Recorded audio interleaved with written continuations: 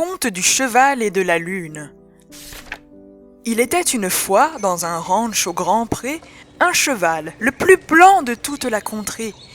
Il avait pour nom Dune, et parfois il rêvait, tandis que sous son trot les chemins cascadaient, d'un jour pouvoir aller par-delà l'horizon, galoper, galoper, ça, plus que de raison, et qu'à force d'efforts, il lui viendrait des ailes, pour ouvrir d'un élan l'épaisse mer du ciel. Ainsi Dune pourrait visiter Belle Lune, qui brillait chaque soir du haut de sa tribune. Elle doit, pensait-il, sceller tant de mystères, que sans doute on y est mieux encore que sur terre. Dune savait très bien que ce n'était qu'un rêve. Joie au cœur, il vivait son quotidien sans trêve. Mais quelque part en lui persistait ce désir d'évasion, de savoir, de défis à gravir. Il parlait quelquefois à ses amis du ranch de ce que son esprit, fécond de 1000 branches, concevait de jeux et de lieux imaginaires. Sa parole égayait 1001 soirs d'hiver. Tout récit se transmet, c'est une loi commune. Un renard, donc, apprit ce qui animait Dune. Le rusé animal vint un jour le trouver. De son habile verbe, il sut le captiver. Vers la lune, tu peux voler en vérité. Il ne faut pour cela qu'assez de volonté. Sais-tu que l'univers est pensée positive? Avec un peu d'effort, elle est très intuitive. Elle rend à chacun les ondes qu'il crée. Emmenant ta conscience à son plus haut degré, ça, tes ondes seront une bonne énergie. Alors, ce que tu veux viendra, nulle magie. Dune peinait à croire un miracle pareil. Mais le fourbe sortit un curieux appareil, tout de tubes, de flux, et étira la liste de tous les égarés qui, en grands nihilistes, crurent leur avenir débordant de bienfaits en laissant l'énergie avoir sur eux effet. « Ô renard, veux-tu me prêter cette machine ? Et dis ce que doit faire afin qu'elle mouline. »« Rien, cheval, 3 fois rien. Quelques formalités. Pour la charger d'ondes, il me faut concocter un filtre énergétique avec les meilleurs fruits que tu vas me fournir à partir d'aujourd'hui. » Dune, très consciencieux, mit alors de côté les bons mets dont chaque jour il dut se passer. Le renard les prenait et, à chaque occasion, rappelait que viendrait la concrétisation du rêve que Cheval avait de voyager sur la lune là-haut, par des ailes portées. Mais de faim et de foi, pauvre Dune s'usa. Malgré tous ces bons fruits, elle ne poussait pas. « Bientôt, c'est pour bientôt !» promettait le renard. « Tu ne crois pas assez, délivre-toi encore du négatif en toi, et alors seulement fera ta volonté dans tout le firmament. » Et Dune s'épuisait. Ses amis apeurés chassèrent le renard au plus loin de leur pré. La rumeur cependant était déjà semée qu'ici un cheval blanc se laissait déplumer.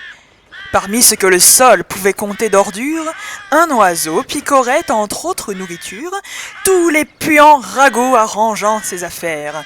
C'était un charognard en son costume austère, noir de la tête aux pieds en sa robe de bure. Au-dessus de Dune il vint à toute vibure. Se dressait près du ranch un imposant poteau. L'oiseau à cet embon se percha, regard haut. « Ô cheval, ô mon fils !» prêcha son pieux ramage. « J'ai appris que tu veux, par-delà les nuages, ronde lune cueillir ton jardin des délices.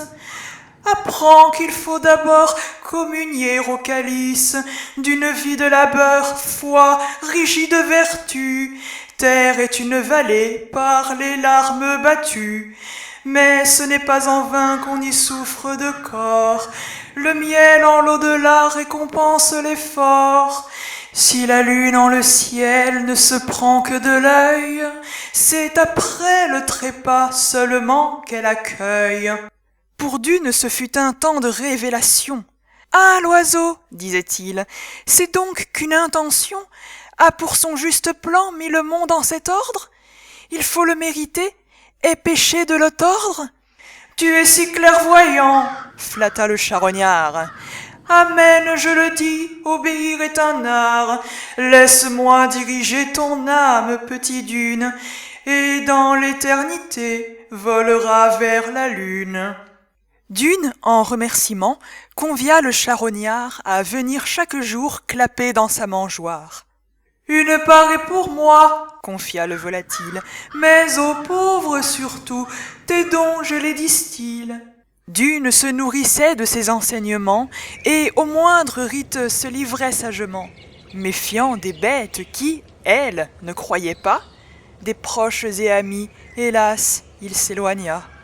Soudain, un beau matin, crut une odeur immonde, empestant vers Dune et 6 mètres à la ronde. L'oiseau n'y put tenir. Après bénédiction, s'enfuit loin à l'affût de nouvelles missions. Suffocant et lâché par son guide du ciel, Dune se crut coupable et pleura tant de sel. Mais alors un putois sortit de sa cachette et s'en vint, tout de go, lui faire la causette. « Et là, salut l'ami, pardon pour cette caisse, il fallait ce moyen pour que l'oiseau te laisse. Ça va se dissiper, fais-toi un peu patient, car je ne veux pour toi que ton bien le plus grand. » Mais Dune s'insurgea, « Je serais égaré sans mon ami du ciel, mon guide vénéré. » Le putois éclata d'un long rire infernal et, d'un bond, lui donna une tape amicale. « Laisse aller cet idiot et ses pieuses sornettes. Écoute-moi plutôt. Notre existence est faite pour, dès maintenant, voir un rêve s'accomplir. Point d'au-delà, sur terre, on peut tout se cueillir. » Et pourtant, mon ami, contredit le cheval, jamais je ne pourrais galoper les étoiles. Le putois devint dur, les yeux pleins de violence. Dans ses fulminations revint sa pestilence. Si la lune est si loin, malgré tous nos sanglots, c'est qu'elle fait l'objet du plus grand des complots. Ah, naïf que tu n'as pas entendu parler des rats et de leur pouvoir étendu ? Eux seuls ont visité le disque immaculé, mais conservent pour eux leur science inégalée. Eux, tyrans du monde, ce leur serait dommage, qu'avec nous il faille que l'argent se partage. Dune, tout stupéfait, en demeura confus. Sous son crâne vrombit un immense raffut. Putois, comment je peux croire ce que tu dis ? Démontre ton histoire et lui donne crédit. Hélas, Dune, les rats chaque fois s'arrangeaient. Preuve localisée, ils venaient, la rongeaient. Révolté, le cheval sentait monter l'aigreur, aussi sûr qu'en son nez grimpait la puanteur. Ne peut-on pas, putois, contre eux montrer les dents ? Je suis le chef d'un clan, viens, soyons dissidents. Parlons en 4 vents, partout réinformons. Et sur la lune iront, défaits de ces démons. Or, je sais que le chat de ton ranch a aidé le grand complot des rats. Peux-tu le liquider ? Le cruel s'espérait bientôt débarrasser de ce pauvre matou qui hier l'avait chassé des provisions du ranch où il volait bombance. Ça, ce petit cheval lui ferait sa vengeance. Mais Dune s'effraya du désir du putois. Il retourna pour l'heure à son foin et son toit. S'écoulèrent les jours où Dune côtoya un groupe de putois avec qui aboya contre les plans secrets, les rongeurs trop gourmands. Le monde entier nourrit son vif ressentiment. Or, à trop fréquenter leurs réunions sélectes, le cheval dégagea la même odeur infecte. Partout on l'évitait, mais cette solitude ne faisait qu'affermir ses noires certitudes. Dune, un beau jour, guetta l'arrivée de sa proie. Tapi au fond du ranch, en un couloir étroit, il fondrait sur le chat dès son apparition. Convaincu par le clan, il lui ferait sanction. L'esprit tout occupé à purger l'univers, le cheval négligeait les prés pleins de lumière et les joyeux enfants et les voix rigolardes qui s'en venaient au ranch pour une promenade. Le matou arrivait quand, soudain, une voix, venue de l'extérieur, mit Dune en grand émoi. Il oublia le chat et se fit tout ouïe. Là-bas, pour ses amis, une fillette brune s'engageait à conter les secrets de la lune. Sitôt, Dune quitta l'écurie et trotta vers les mômes groupés. Avide, il écouta. La petite brunette était nouvelle au ranch. Elle vit approcher Dune en sa robe blanche. Sa claire voix volait tel un millier d'oiseaux. Sa passion luisait plus qu'un coffre de joyaux alors qu'elle confiait sa dernière lecture. De la lune, on savait maintenant la nature, depuis qu'un premier homme y put mettre le pied. L'astre pouvait aux yeux de tous se dévoiler. Des images montraient ses tapis de poussière et sa peau à creuset où jouait la lumière. La science connaissait que l'air nous y portait, le vide et le silence qui là-bas régnaient. Dune buvait ses mots, son souffle cavalait, la dame de la nuit à lui se révélait. Le cheval s'aperçut avoir trop avancé quand tout le groupe fuit son odeur prononcée. Seule ne bougea pas la brunette savante, saisie par l'œil de Dune aux lueurs émouvantes.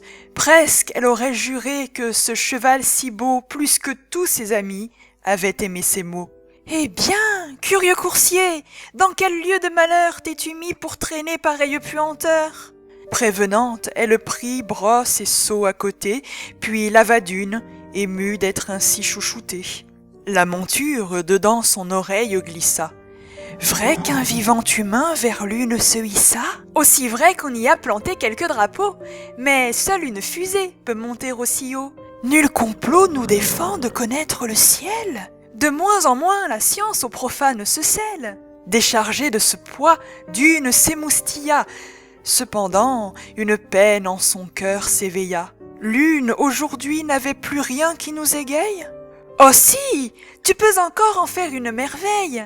Avec la voix des arts et des mots, tant d'esprits ont par leur voyage sur la lune surpris. Je te dis un secret. Toi aussi, si tu veux, te ferais le héros d'un récit merveilleux.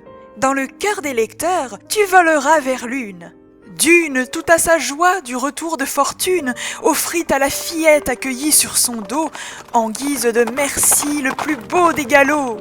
Elle qui rêvait tant de sillonner la terre, presque aussi vite qu'un oiseau fendait les terres, s'enthousiasma du don de ce nouvel ami. Durant la chevauchée, comme elle avait promis, la conteuse inventa pour ce coureur des dunes le fabuleux récit du cheval sur la lune. Par Janie C. Moria.